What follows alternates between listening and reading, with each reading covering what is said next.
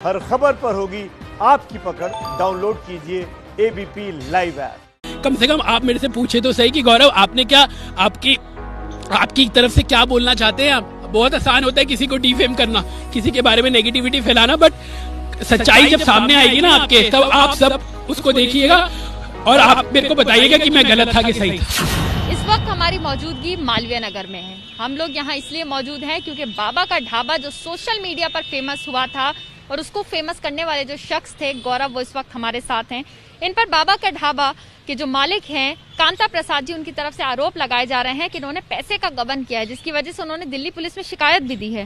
गौरव, ये क्या आरोप लग रहे हैं? क्या कुछ ऐसा मामला सामने आ रहा है पूरी तरह से कि पैसे का गबन हुआ है, पूरी तरह से उन तक पैसे नहीं पहुंचे हैं जो आपके अकाउंट में आए थे? क्या है, क्या कहना चाहेंगे? सबसे पहले तो मैं शुरुआत इसी चीज से करना चाहता हूँ कि अगर आप किसी की मदद करने के लिए जाते हैं और आप पे ही उल्टा कोई आरोप लगाए थे, तो आप सोच सकते हैं कि किस लेवल पे कोई जा सकता है। सबसे पहली चीज़ तो ये है जी, मैं तो किसी के पास गया था एक छोटी सी पहल करने के लिए, एक मदद के रूप से कि उनकी मदद हो जाए, क्योंकि जब मैंने उनकी हालत देखी थी वो बहुत ज़्यादा परेशान थे। यही सोच के मदद की थी कि 80 साल के दो बुजुर्ग दंपत्ति इतनी मेहनत करते हैं, तो हम एक छोटी सी वीडियो बनाते हैं जिनसे उनकी थोड़ी सी मदद हो जाए। और मदद कितने बड़े पैमाने पर हुई ये पूरी दुनिया ने देखा। ना ही सिर्फ उनकी मदद हुई बल्कि पूरे देश में लाखों करोड़ों ऐसे बुजुर्ग लोगों की मदद हुई जो अपनी 2 वक्त की रोटी का गुजारा भी नहीं कर पाते थे। लोग बाहर निकले, लोगों ने वीडियो डालना वायरल किया, लोगों ने सोशल मीडिया में मुझे टैग करना शुरू किया कि देखिए आज हमने इनकी मदद की, देखिए आज इन अम्मा की मदद हुई, देखिए आज इन बाबा की मदद हुई। तो आप सोच सकते हैं कि पॉजिटिव इंपैक्ट कितना ज्यादा आया था उस वीडियो को लेके। लेकिन जब थोड़े दिन पहले, एक हफ्ते से ये मेरे पे एलिगेशन लगाए जा रहे हैं कि मैंने फ्रॉड किया है बाबा के साथ, वो भी 20 से 25 लाख रुपए का।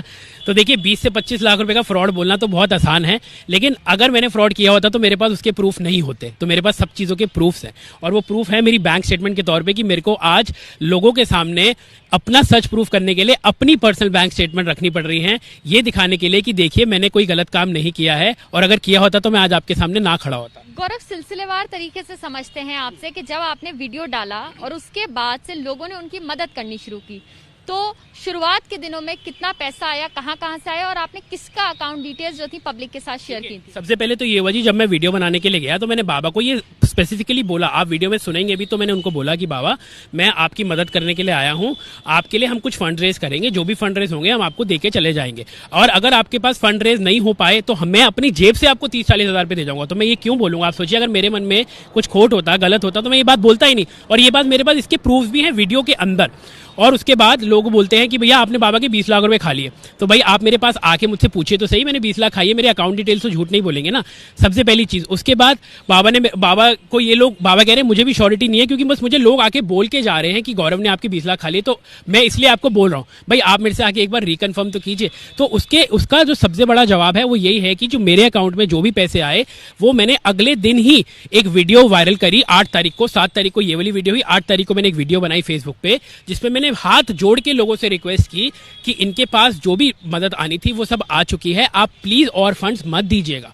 वो मैंने कैसे की? क्योंकि जब मैं बैंक गया, इनके पास पैसे आए थे 70-75 हज़ार रुपए, अगले दिन से ही वायरल होने लग गई, लोग इनको कैश दे के जाने लग गए कि आपकी इससे कुछ मदद होगी। मैंने खुद बाबा को बोला, बाबा आइए हम बैंक चलते हैं, हिमांशु भी मेरे साथ गया, हम बैंक चलते हैं और हम आपके पैसे जमा कराते हैं ताकि इसका मिस यूज ना हो कहीं पे भी, क्योंकि आप अभी बहुत खबरों में हैं, हो सकता है लोग आपसे पैसा कहीं छीना छपटी ना कर ले, तो आप चलिए। तो सोचिए, मैं उनको बैंक भी लेके गया, मैंने उनके पैसे भी जमा करवाए, और मैंने उनको रसीद भी आगे से दी, जो वो कहते हैं कि मेरे को नहीं मिली। तो चलिए, रसीद नहीं मिली, कम से कम बैंक की पासबुक कॉपी में तो वो आएंगी ना 75 हज़ार रुपए की। जो ये बताइए, जब आपने वीडियो बनाई तो किन लोगों की अकाउंट डिटेल्स शेयर की? क्योंकि खबरें इस तरह से, क्योंकि आपने अपनी वाइफ की और अपने भाई की जो अकाउंट डिटेल्स है वो शेयर की थी पब्लिक के साथ। करते हैं ना, अगर मैंने ये सब काम किया है तो वो सब पैसा, वो सब की स्टेटमेंट मेरे पास है।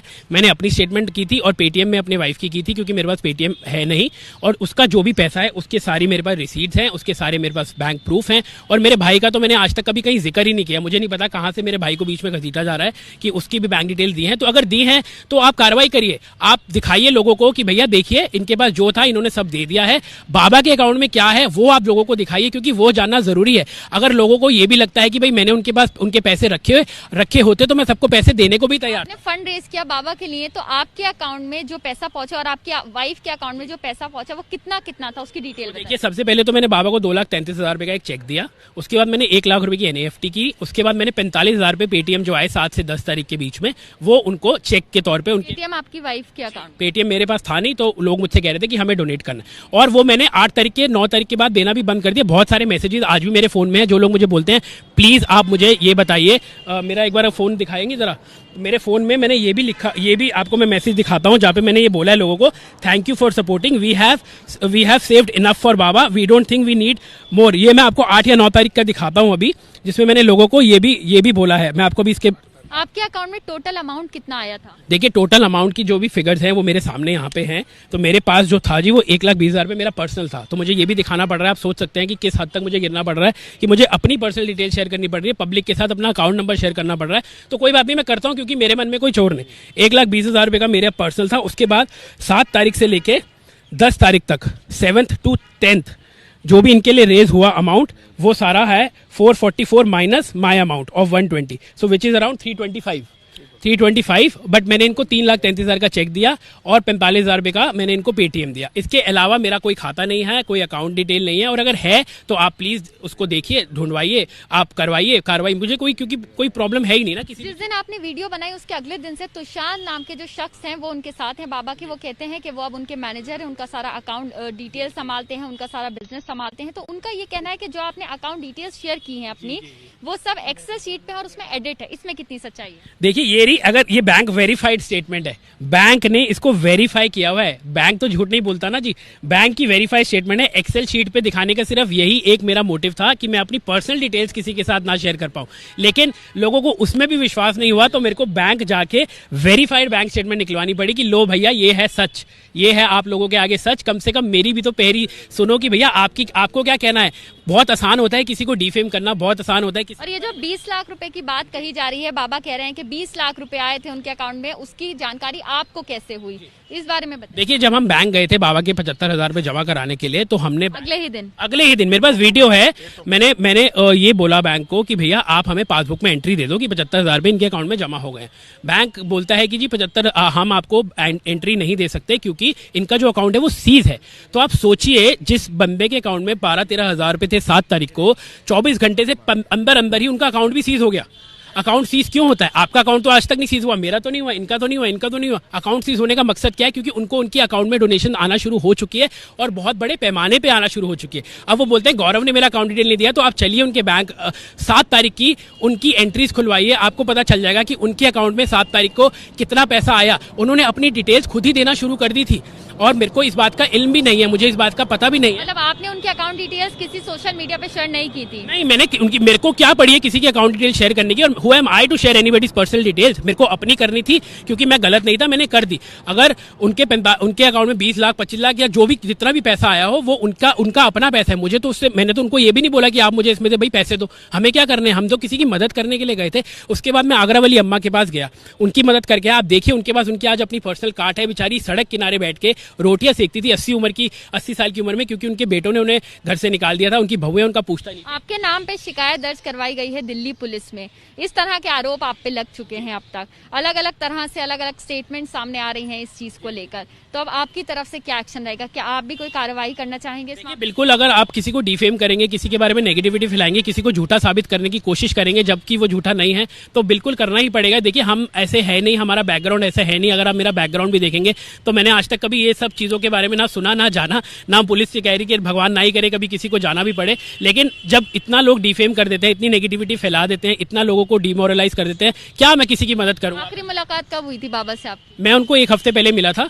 लेकिन जब से ये वीडियो नेगेटिविटी आने लग गई तो मुझे लगा कि भाई बाबा के कान में बहुत सारी चीजें भरी जा रही हैं, बहुत सारे लोग उनको कुछ ना कुछ कोशिश की आपने कि ये सब चीजें क्लियर हो सके बाबा से? यार कैसे करूं, क्योंकि बाबा मेरे को कल एक वीडियो आई है जिसकी भी मेरे पास बाइट है, उसमें बोलते हैं कि हमने गौरव को अपने पास बुलाया ही नहीं था, वो क्यों आया हमारे पास वीडियो बनाने के लिए।